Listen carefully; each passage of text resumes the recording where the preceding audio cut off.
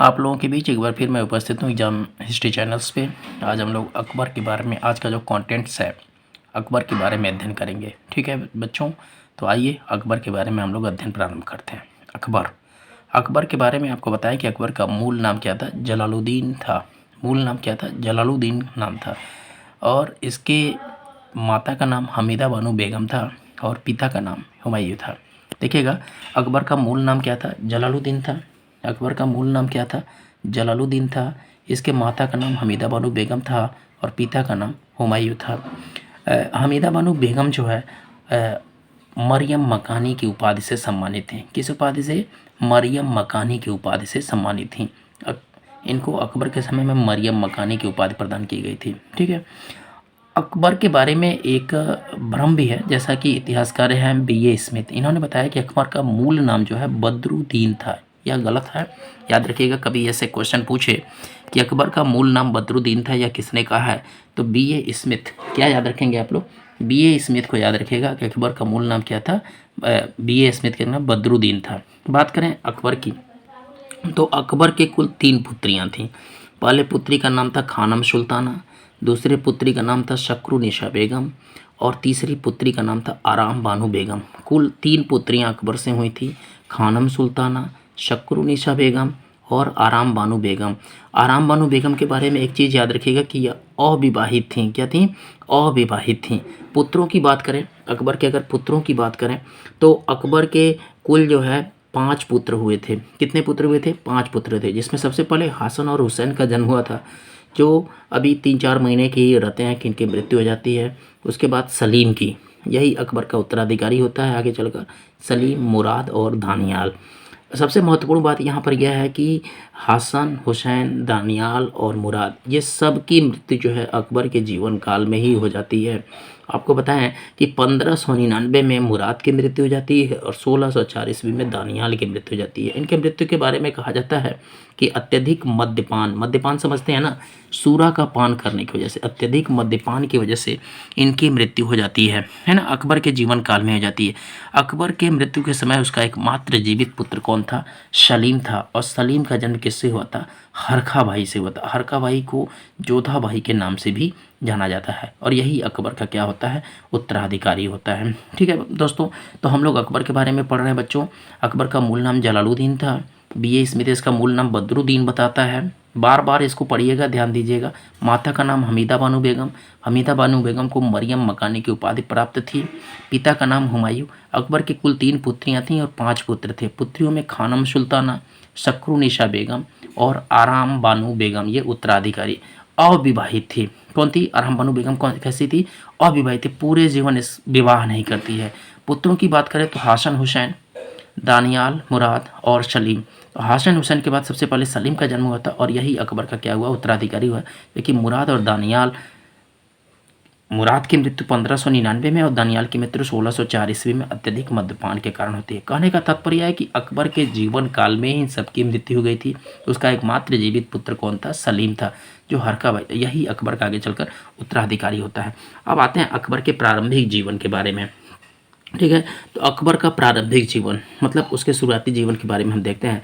तो अकबर का जन्म कब हुआ था, 15 अक्टूबर 1542 ईस्वी को। याद रखिएगा, अकबर का जन्म कब हुआ था, 15 अक्टूबर 1542 ईस्वी को हुआ था। और कहाँ पे हुआ था ये भी याद रखिएगा, तो अमरकोट के राणा वीर साल के महल में हुआ था। कहाँ पे हुआ था, अमरकोट के राणा वीर साल के महल में हुआ था, हमीदा बानो बेगम के गर्भ से। ठीक है बच्चों, यहाँ तक देखिएगा ध्यान से कि अकबर का जन्म 15 अक्टूबर 1542 को अमरकोट के राणा वीर सार के महल में हमीदा बानो बेगम के गर्भ से हुआ था।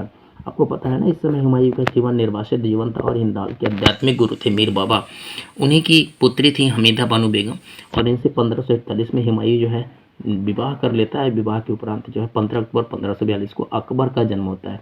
इसमें अकबर के हुमायूं के जीवन में बहुत समस्याएं थी, लेकिन अकबर का जन्म होने के पश्चात जो है धीरे धीरे उसके जीवन की समस्याएं जो है समाप्त होने लगती है। जब अकबर का जन्म होता है तो अकबर के जन्म के विषय में सूचना जो है उसका प्रिय व्यक्ति एक रहता है, खास आदमी, तारदी बेग। क्या नाम इसका, तारदी बेग। यही जो है अकबर के जन्म की सूचना किसको देता है, हुमायूं को देता है। क्वेश्चन ये पूछा गया है कि हुमायूं को अकबर के जन्म की सूचना कौन देता है, तो तारदी बेग देता है। और इस अवसर पर हुमायूं क्या करता है कि उसके पास कुछ नहीं रहता है तो एक कस्तूरी जो है फोड़ के अपने प्रिय व्यक्तियों में बांटता है और इस अवसर पर कहता है कि जैसे एक कस्तूरी की चमक पूरे संसार में जैसे बिखर रही है, वैसे हमारे पुत्र की चमक भी पूरे संसार में बिखरे, है ना। तो आपको तारदी खान बेग के बारे में याद रखना है ना। आप आ जाइए, आगे हम बढ़ते हैं। तो आपको पता है कि जब अकबर का जन्म होता है तो हुमायूं का जीवन जो है बड़ा उठा पटक का जीवन चल रहा था। ऐसे में वह अकबर के लिए ज़्यादा समय नहीं दे पाता है और ऐसे परिस्थितियों में अकबर का पालन पोषण जो है जीजी अनगा और माहम अनगा, ये जीजी अनगा जो है शमसुद्दीन अतगा खान की पत्नी थी। यही पहली बार अकबर को अपना दूध पिलाई थी। कौन? जीजी अनगा और माहम अनगा। इन्हीं के संरक्षण में अकबर को छोड़कर कंधार से कहाँ चला जाता है? ईरान चला जाता है। आपको थोड़ा सा फ्लैशबैक हम कराएं पीछे के बारे में, तो आपको पता है कि कन्नौज या बेलग्राम के युद्ध में पराजित होने के पश्चात जो है हुमायूं को भारत से पलायन करना पड़ता है। जैसे ही वो शेरशाह से पराजित होता है, तुरंत वह जो है आगरा आता है और अपने राजकोष को लेकर अपने कुछ प्रिय मित्रों के साथ लाहौर जाता है और लाहौर से फिर सिंध जाता है। सिंध में ही हमीदा बानो बेगम से निकाह करता है और इसके पश्चात जो है कंधार का अभियान करता है। कांधार को विजित करने के पास से ईरान चला, चूँकि ये सारी चीज़ें आपको हम विस्तार से पढ़ा चुके हैं, इसलिए यहाँ पे बहुत ज़्यादा हम फोकस नहीं कर रहे हैं। अब आइए बात करते हैं। अस्करी की पत्नी थी सुल्ताना बेगम। क्या नाम था? सुल्ताना बेगम। इन्होंने भी अकबर के प्रारंभिक जीवन में पालन पोषण में बड़ा महत्वपूर्ण रोल अदा किया था। 1545 में हुमायूं क्या करता है? कंधार पर आक्रमण करता है, कंधार को विजित कर लेता है। अस्करी जो है इस समय क्या करता है कि जो अकबर का पुत्र हुमायूं का जो पुत्र है अकबर को कहाँ भेज देता है? काबुल भेज देता है। बाबर की बहन खानजादा बेगम ने भी इसका पालन पोषण किया। तो आपने क्या देखा? जीजी अनगा, महामनगा, सुल्ताना बेगम। देखो जरा ध्यान से फिर से, जीजी अनगा, महामनगा, सुल्ताना बेगम और खानजादा बेगम। खानजादा बेगम कौन थी? खानजादा बेगम कौन थी? तो ये जो है बाबर की बहन थी और इसी के पति थे मेहदी ख्वाजा, और मेहदी ख्वाजा को ही सुल्तान बनाना चाहता था। कौन? बाबर का वजीर जो है, और हुमायूं को पद से हटाना चाहता था। लेकिन खानजादा बेगम जो है अकबर का पालन पोषण करती हैं बहुत ही ध्यान से, है ना। आगे बात चलते हैं। आगे इसके बाद से हुमायूं जो है काफ़ी व्यस्त है। 1546 में फिर हुमायूं की अकबर से मुलाकात होती है और इस समय अकबर का खतना संस्कार होता है और इसका नाम क्या दिया जाता है? जलालुद्दीन मोहम्मद अकबर। नाम क्या दिया जाता है? जलालुद्दीन मोहम्मद अकबर। याद रखिएगा, खतना संस्कार कब होता है? अकबर का 1546 में होता है। पालन पोषण कौन करता है? जीजीएन का, महामन का, है ना, सुल्ताना बेगम और खानजादा बेगम। 1546 में एक बार फिर माता पिता से इनकी मुलाकात होती है, इसकी हुमायूं से अकबर की, और इनका खतना संस्कार होता है और इनका मूल नाम क्या दिया जाता है? जलालुद्दीन मोहम्मद अकबर। शिक्षा की बात करें तो अकबर के प्रारंभिक शिक्षक जो है वो कौन थे? पीर मोहम्मद थे। कौन थे? पीर मोहम्मद थे। पीर मोहम्मद के बाद अकबर क्या करता है? बैरम खां को इसका संरक्षक नियुक्त करता है। अगर आपसे परीक्षा में क्वेश्चन पूछा जाए कि अकबर के प्रारंभिक संरक्षक कौन थे, तो पीर मोहम्मद याद रखिएगा। बैरम खां बाद में इसके संरक्षक। अकबर को पढ़ने लिखने में ज़्यादा मन नहीं लगता था, लेकिन तीरंदाजी, घुड़सवारी और युद्ध कला में बहुत ही निपुण था। ठीक है, तो तीरंदाजी, घुड़सवारी और युद्ध कला में अकबर बड़ा निपुण था। इस तरह से अकबर को शिक्षा के क्षेत्र में निरक्षरता का अधिकार मतलब ज्ञान प्राप्त था, लेकिन युद्ध कला में बड़ा ही कुशल था और निपुण था। आइए अब विवाह के बारे में बात करते हैं। तो 1551 का समय आता है। कब? 1551 का समय आता है और इस समय ही अकबर को पहली बार गजनी का प्रशासन दिया जाता है। कहाँ का? गजनी का प्रशासक मतलब सूबेदार बनाया जाता है, या इसका पहला अनुभव था। और इसी समय जो है हिंदाल, हुमायूं के भाई थे, सबसे छोटे भाई थे हिंदाल, याद करिए, आपको बताएं। हुमायूं के सबसे छोटे भाई हिंदाल की पुत्री थी रुकैया बेगम। रुकैया बेगम से अकबर का 1551 ईस्वी में क्या होता है? विवाह होता है। ठीक है, 1551 में क्या होता है? रुकैया बेगम से अकबर का विवाह हो जाता है। तो ठीक है, यहाँ तक आप लोगों को समझ में आया होगा कि 1551 बड़ा महत्वपूर्ण है। देखिएगा, ध्यान से देखिएगा, इसी समय अकबर को पहली बार गजनी की सूबेदारी प्राप्त होती है और 1551 में ही हुमायूं के भाई हिंदाल की पुत्री रुकैया बेगम से अकबर का विवाह हो जाता है। ठीक है, अब अकबर के बारे में थोड़ा सा और यहाँ पे देखें कि एक युद्ध होता है सरहिंद का युद्ध और मच्छीवाड़ा का युद्ध। जो सरहिंद का युद्ध होता है आपको पता है 22 जून 1555 को होता है और इस युद्ध में विजय में अकबर जो है हुमायूं का बड़ा हेल्प करता है, इससे बड़ा प्रभावित होता है। हुमायूँ जो है अकबर से बड़ा प्रभावित होता है ना? तो यहाँ पर हमने क्या देखा कि अकबर के प्रारंभिक जीवन के बारे में देखा। क्या देखा? अकबर के प्रारंभिक जीवन के बारे में देखा कि उसका मूल नाम जो है जलालुद्दीन था, माता का नाम हमीदा बानो, पिता का नाम हुमायूँ। अकबर की कुल 3 पुत्रियाँ थी, खानम सुल्ताना, शक्रुनिशा बेगम और अरमान बानो बेगम। अरमान बानो बेगम कैसी थी भाई? अविवाहित थी, याद रखिएगा। अरमान बानो बेगम कैसी थी? अविवाहित रही थी। पुत्रों की बात करें तो सलीम, मुराद, दनियाल, हुसैन और हसन, इसमें सबकी मृत्यु हो गई थी एक सलीम को छोड़ के। प्रारंभिक जीवन की बात करें तो अकबर का जन्म 15 अक्टूबर 1542 को अमरकोट के राणा वीर साल के महल में हुआ था। शाह हुसैन हुआ था, ठीक है। तारदी बेग जो है ये अकबर के जन्म की सूचना किसको दिया था? हुमायूं को दिया था, ठीक है। पालन पोषण की बात करें तो अकबर का पालन पोषण जीजी अनगा, महामन का और सुल्ताना बेगम तथा खानजादा बेगम ने किया था, ठीक है। देखिएगा, जीजी अनगा, महामन का, सुल्ताना बेगम और खानजादा बेगम ने किया था। एक बार फिर इनकी माता पिता से मुलाकात होती है 1546 ईस्वी में, है ना, और इनका खतना संस्कार होता है इस अवसर पर और इनका नाम दिया जाता है जलालुद्दीन मोहम्मद अकबर, ठीक है। अब बात करें हम अकबर के राज्याभिषेक की, तो अकबर के राज्याभिषेक के बारे में हम आपको थोड़ा सा बता दें कि अकबर के राज्याभिषेक के विषय में लेनपुन एक विद्वान था। लेनपुन जो हुमायूं को कहता है कि जीवन भर लड़खड़ाता रहा और लड़खड़ाते हुए ही उसकी मृत्यु हो जाती है। तो लेनपुन ने एक स्टेटमेंट दिया है, यह मुगल वंश का वास्तविक संस्थापक था। क्या कहते हैं? वास्तविक संस्थापक था। मुगल वंश का वास्तविक संस्थापक किसको मानते हैं भाई?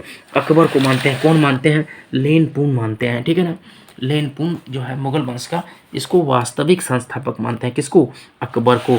लेनपुन ने एक और स्टेटमेंट दिया है अकबर के बारे में, और वो ये दिया है कि अकबर के काल में, अकबर के काल को मुगल काल का स्वर्ण काल कहा जाता है। क्या कहा है?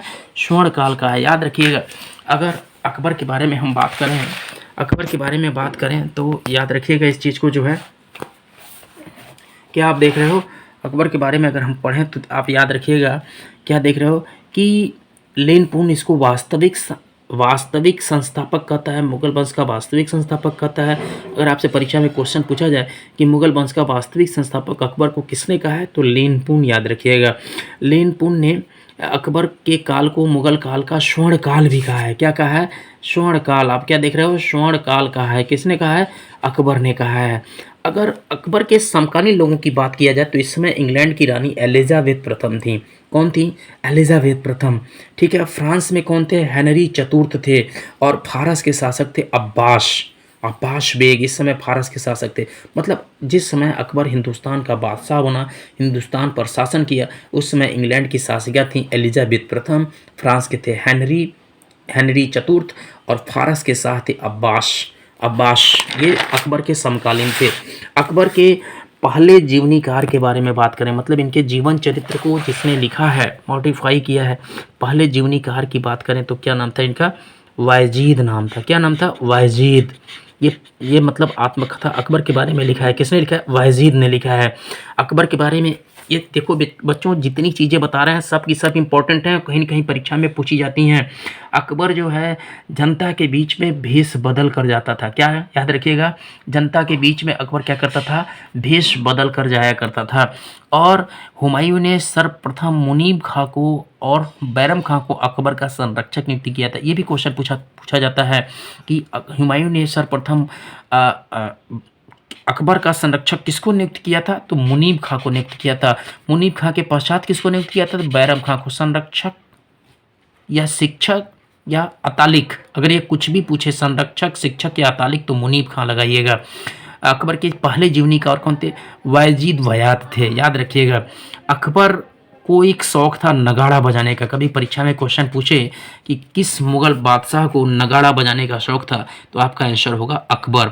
अकबर के राज्याभिषेक की बात करें तो आपको पता है कि अकबर का जो पिता है हुमायूं, यह 24 फरवरी 1556 ईस्वी को दीनपनाह जो पुस्तकालय दिल्ली में बनवाया था, उसकी सीढ़ियों से क्या होता है? गिर जाता है। और गिरने के बाद 27 जनवरी 1556 ईस्वी को ही इसकी क्या हो जाती है? मृत्यु हो जाती है, ठीक है। तो अकबर के राज्याभिषेक के बारे में हम लोग बात कर रहे हैं, तो आपको ये बताएं हम कि उस समय आपको पता है कि नवोदित जो मुगल साम्राज्य था, कहीं न कहीं वो भी तमाम समस्याओं से घिरा हुआ था।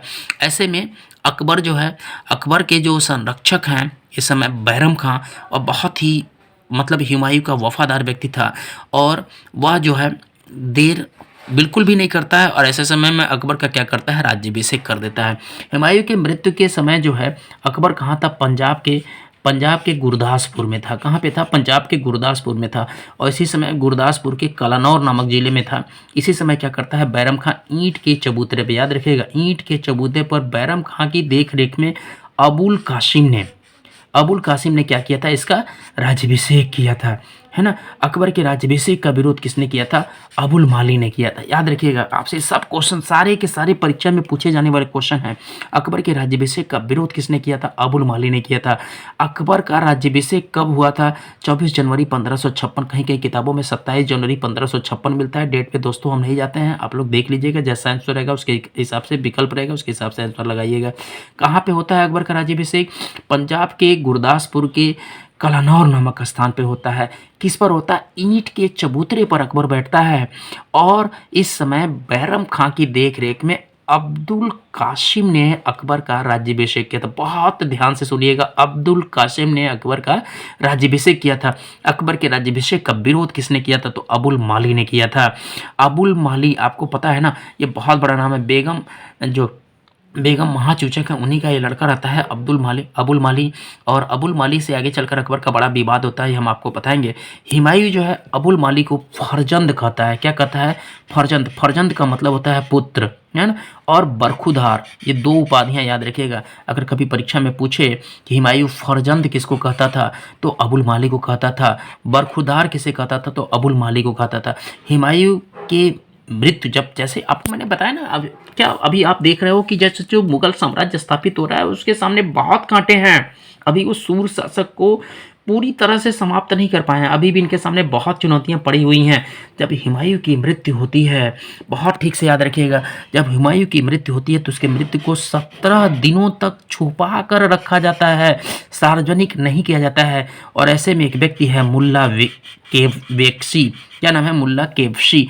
इसी को हुमायूं का हमशक्ल था, इसको जो है दरबार में पेश किया जाता है।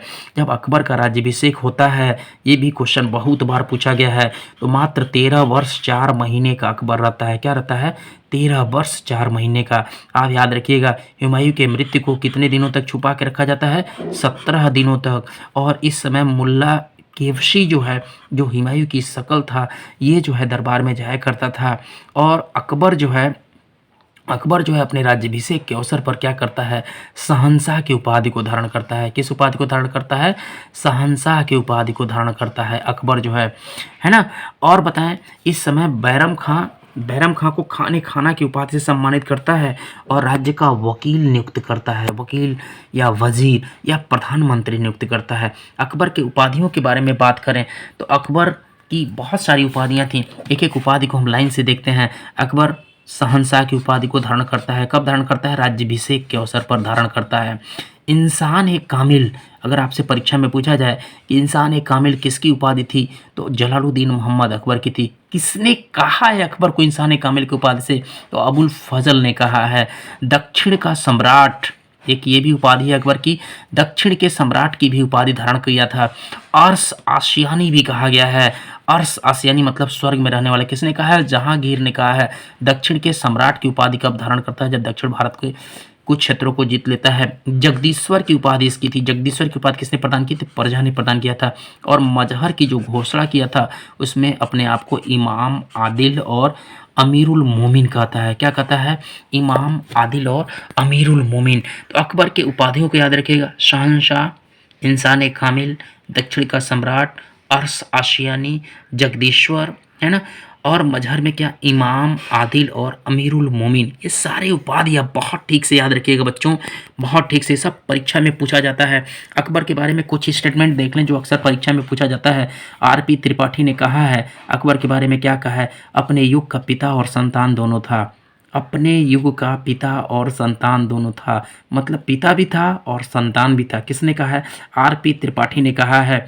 अकबर को प्रबुद्ध निरंकुश शासक भी कहा जाता है। अगर आपसे क्वेश्चन पूछा जाए कि प्रबुद्ध निरंकुश शासक किसे कहा जाता है, तो अकबर को कहा जाता है। बी.ए. स्मिथ ने क्या कहा है, जन्मजात शासक था। अकबर के बारे में क्या कहा है कि मनुष्यों का वह जन्मजात शासक था, बी.ए. स्मिथ ने। एल्फिंस्टन ने क्या कहा है, मध्यकाल का प्रथम राष्ट्रीय शासक कहा है। क्या कहा है? प्रथम राष्ट्रीय शासक कहा है। लीन पुण्य अकबर के काल को स्वर्ण काल कहा है। लीन पुण्य अकबर के काल को क्या कहा है? स्वर्ण काल कहा है। तो याद रखिएगा। आर.पी. त्रिपाठी ने इसको पिता और संतान दोनों कहा है। अकबर को प्रबुद्ध निरंकुश शासक कहा जाता है। बी.ए. स्मिथ ने इसको जन्मजात शासक कहा है। एल्फिस्टन ने प्रथम राष्ट्रीय शासक कहा है। लीन पुण्य ने स्वर्ण काल कहा है। लीन पुण्य ने क्या कहा है? अकबर के काल को स्वर्ण काल कहा है। मुगल वंश का वास्तविक संस्थापक भी कहा है। क्या कहा है? मुगल वंश का वास्तविक संस्थापक भी कहा है। चलिए अब हम बात करते हैं। ये तो हुआ अकबर के प्रारंभिक परिचय के बारे में। आपने देखा जैसे मध्यकालीन भारत का सबसे बड़ा शासक अगर कोई हुआ तो उसका नाम क्या था? जलालुद्दीन मोहम्मद अकबर। ठीक है, अब बात करते हैं पानीपत के द्वितीय युद्ध की। हमने आपको बताया था कि पानीपत का कुल 3 युद्ध हुए थे। प्रथम युद्ध जो है वो क्या बोलते हैं, बाबर और इब्राहिम लोदी के बीच पानीपत के मैदान में लड़ा गया था। और द्वितीय युद्ध जो है 5 नवंबर 1556 ईस्वी को होता है। यह युद्ध जो है अकबर के संरक्षक जो थे बैरम खान और हेमू के बीच लड़ा जाता है। और इस युद्ध में जो है विजय किसको मिलता है? इस युद्ध में विजय किसको मिलता है? सर्वविदित है। आप जानते हैं कि इस युद्ध में विजय के पश्चात अकबर जो है भारत में मुगल वंश का वास्तविक संस्थापक बनता है। इस युद्ध के प्रत्यक्षदर्शी की बात करें तो इस युद्ध का प्रत्यक्षदर्शी कौन था? आरिफ कंधारी था। क्या नाम था इसका? आरिफ कंधारी था। इस युद्ध का प्रत्यक्षदर्शी कौन था? आरिफ कंधारी। याद रखिएगा। हेमू का मूल नाम क्या था? हेमचंद्र था। और यह सूर शासक आदिल शाह का प्रधानमंत्री था। सबसे पहले हेमू के बारे में बात करें तो आगरा पर आक्रमण करता है और सिकंदर खां उज़्बेक यहाँ से भाग जाता है। कहाँ भाग जाता है? दिल्ली भाग जाता है। और इस समय दिल्ली में कौन है? तारदी बेग है। दिल्ली का मुगल सूबेदार कौन है? तारदी बेग है। और यह भी इससे दिल्ली भी अधिग्रस्त कर लेता है। कौन? हेमू। और ये दोनों पराजित हो जाते हैं। दोनों पराजित होते हैं। इन दोनों को पराजित करने के बाद हेमू क्या करता है? विक्रमाजीत की उपाधि को धारण करता है। और विक्रमाजीत को उपाधि को धारण करने वाला हेमू कौन सा शासक था? 14वां शासक था। मध्यकाल का 14वां मतलब पूरे भारत के इतिहास की बात करें तो 14वां शासक था जिसने विक्रमाजीत की उपाधि को धारण किया था। इस युद्ध में विजय के पश्चात अकबर जो है दिल्ली पर अधिकार करता है और आगरा भी उसके अधिकार में आ जाता है। हेमू की बारे में बात करें तो एक चीज़ और देखिए, यह इस समय एकमात्र हिंदू था मध्यकालीन भारत का जिसने दिल्ली की सत्ता को प्राप्त किया था। अकबर की बात करें तो अकबर इस समय सरहिंद में था। सरहिंद में ही सिकंदर खां आके मिलता है, तारदी बेग मिलता है। बैरम खां इससे बड़ा नाराज होता है। तारदी बेग की क्या करता है? पानीपत के युद्ध से पूर्व ही हत्या कर देता है। आपको याद रहना चाहिए कि यही तारदी बेग है जो अकबर के जन्म की सूचना हुमायूं को देता है। अकबर बड़ा दुखी होता है इससे, लेकिन क्या होता है अंततः अकबर के कुछ जो वफादार सिपाही हैं वो अकबर को यहाँ से भारत से लौट जाने का आदेश देते हैं। लेकिन बैरम खां बहुत ही दिलेरी से जो है बोलता है कि नहीं, हम लोग इसका सामना करेंगे। और ऐसे में जो है पानीपत के द्वितीय युद्ध में बहुत ही भयंकर युद्ध होता है। लगभग हेमू जो है विजय कर रहा होता है, लेकिन इसी वक्त एक तीर आके हेमू की आंख में लग जाती है। हेमू हाथी से बेहोश होकर गिर जाता है और जैसे ही गिरता है उसकी सेना में भगदड़ मच जाता है। हेमू को पकड़ लिया जाता है और अकबर के सामने प्रस्तुत किया जाता है। और ऐसे में बैरम खां क्या करता है? हेमू के सर को धड़ से अलग कर देता है। ठीक है, इसके मृत्यु के विषय में एक बड़ा स्टेटमेंट है। आर.पी. त्रिपाठी ने लिखा है कि हेमू की पराजय एक दुर्घटना थी और अकबर की विजय एक दैवीय संयोग था। अकबर का विजय एक दैवीय संयोग था। तो प्यारे बच्चों, आज के लिए इतना ही। आप लोगों को वीडियो कैसा लगा एक बार कमेंट्स करके बताइएगा। अच्छा लगे तो इसके आगे का पार्ट्स भी हम लोग पढ़ाएंगे। ठीक है, जो भी चीज़ें बताएगी उसको ध्यान से 2-3 बार 4 बार पढ़िएगा, उसको नोट्स बनाइएगा, याद करिएगा। ये परीक्षा के लिए बड़ा महत्वपूर्ण है। चाहे कोई भी एग्ज़ाम हो, DDU तो है ही है, इसके अलावा और कोई भी किसी भी तरह की परीक्षा तो उसमें ये सारे क्वेश्चंस पूछे गए हैं। आपको विश्वास नहीं हुआ तो आप आजमा के देख लीजिएगा। ओके, आज के लिए इतना ही। बहुत बहुत धन्यवाद।